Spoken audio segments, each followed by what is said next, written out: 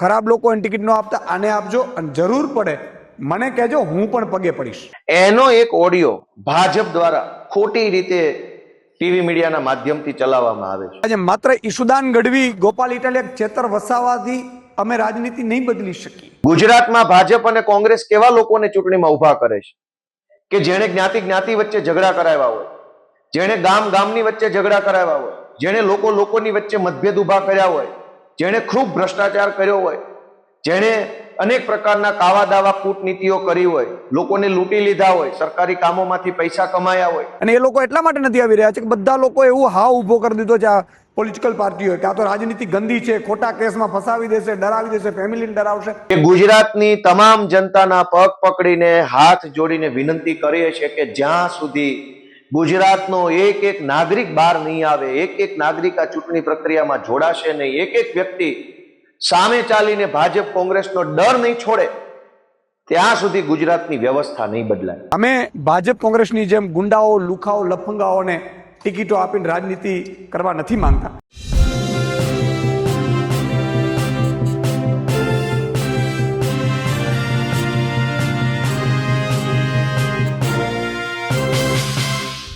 શું સ્થાનિક સ્વરાજની ચૂંટણીઓમાં આમ આદમી પાર્ટીને ઉમેદવારો નથી મળી રહ્યા?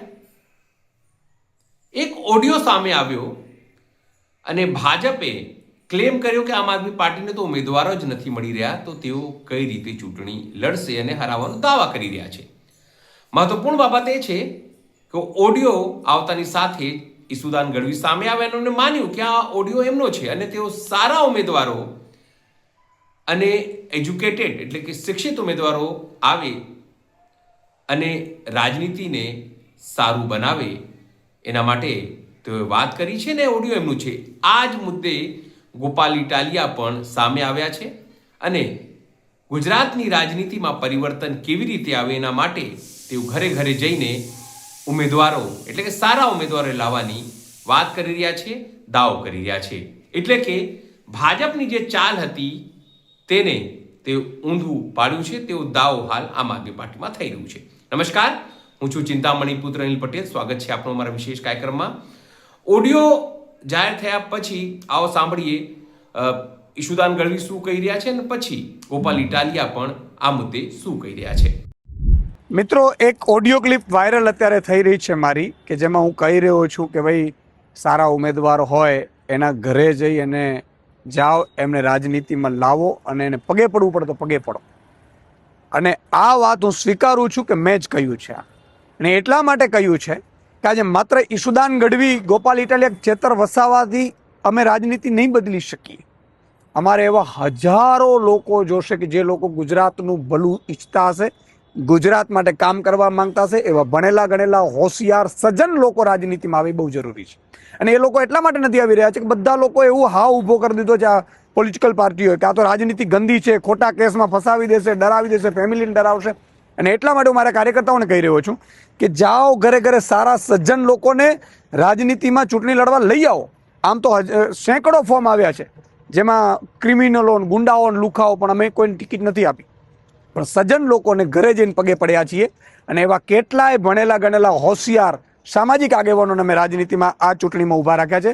હજારો લોકોને અમે 22-23 વર્ષના નવયુવાનોને, યુવતીઓને પણ મોકો આપ્યો છે. અમે ભાજપ કોંગ્રેસની જેમ ગુંડાઓ, લુખાઓ, લફંગાઓને ટિકિટો આપીને રાજનીતિ કરવા નથી માંગતા. અને એટલા માટે મેં આ શબ્દનો યુઝ કર્યો છે. અને આજે પણ કહું છું, ગુજરાતની જનતાને કહું છું કે સારા સજ્જન લોકો રાજનીતિમાં આવવા ખૂબ જરૂરી છે. અને જરૂર પડે મારા કાર્યકર્તાઓને પણ કહું છું કે હજી પગે પડીને પણ ઉમેદવારો એ કાઢજો. ખરાબ લોકોને ટિકિટ ન આપતા આને આપજો અને જરૂર પડે મને કહેજો, હું પણ પગે પડીશ. હા, એટલા માટે કે રાજનીતિ બદલવી હશે ને તો હજારી ક્રાંતિવીરો આપણે જરૂર પડશે, જે સજ્જન લોકો હોય, ભણેલા ગણેલા હોય અને જેને ગુજરાતીઓ પ્રત્યે પ્રેમ અને ગુજરાત માટે કંઈક કરવા માંગતા હોય, એવા ભ્રષ્ટાચાર વિરોધી જે માનસિકતા ધરાવતા એવા લોકોને રાજનીતિમાં લાવવા પડશે. નમસ્કાર મિત્રો, ઈશુદાનભાઈ ગઢવીએ અમારા આમ આદમી પાર્ટીના કાર્યકર્તાઓને જે સૂચનાઓ આપી, સંદેશ આપ્યો અને જે કંઈ પણ ચૂંટણી લક્ષી કાર્યક્રમ કરવા માટેનો જે આદેશ આપ્યો, એનો એક ઓડિયો ભાજપ દ્વારા ખોટી રીતે ટીવી મીડિયાના માધ્યમથી ચલાવવામાં આવે છે. આમ આદમી પાર્ટી અત્યાર સુધીમાં એટલે કે 8મી એપ્રિલની સાંજ પડી ત્યાં સુધીમાં 5,500 કરતા પણ વધુ ઉમેદવારો જાહેર કરી ચૂકી છે. આ 5,500 ઉમેદવારો કોણ છે? કોઈ સામાન્ય પરિવારમાંથી આવતો ખેડૂતનો દીકરો છે, કોઈ એન્જિનિયર છે, કોઈ ડોક્ટર છે, કોઈ સીએ છે, કોઈ વકીલ છે, કોઈ સરકારી નોકરી છોડીને આવેલા વ્યક્તિઓ છે, કોઈ ફાર્માસિસ્ટ છે, કોઈ કઈ છે, કોઈ કઈ છે, ભણેલ ગણેલ સારા પરિવારમાંથી આવતા ઉત્સાહી યુવાનો છે.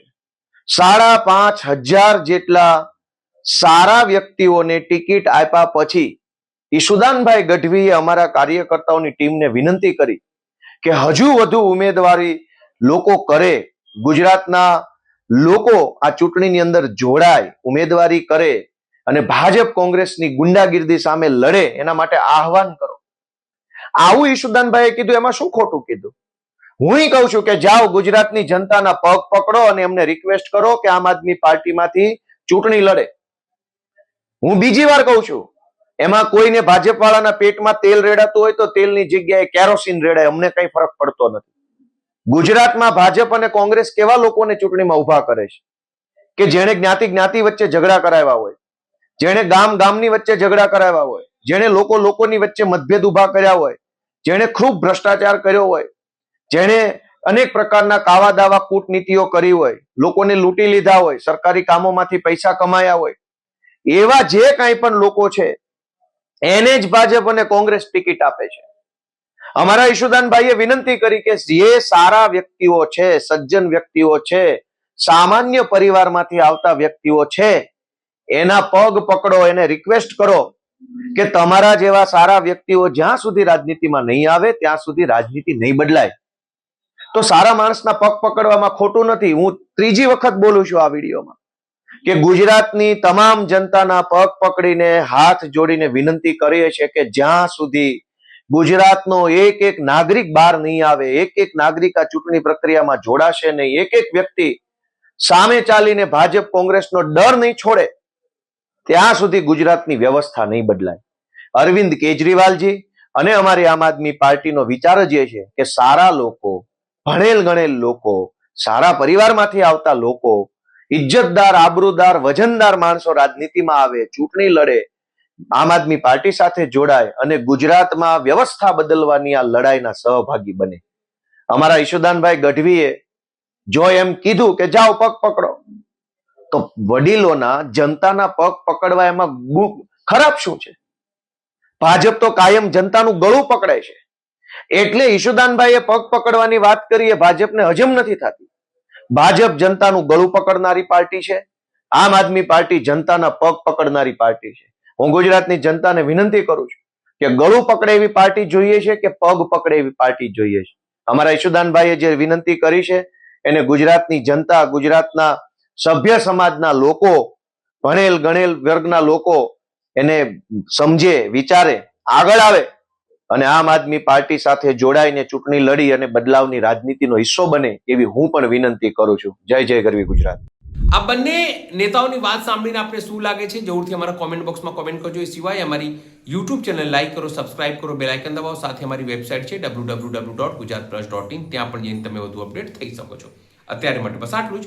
નમસ્કાર.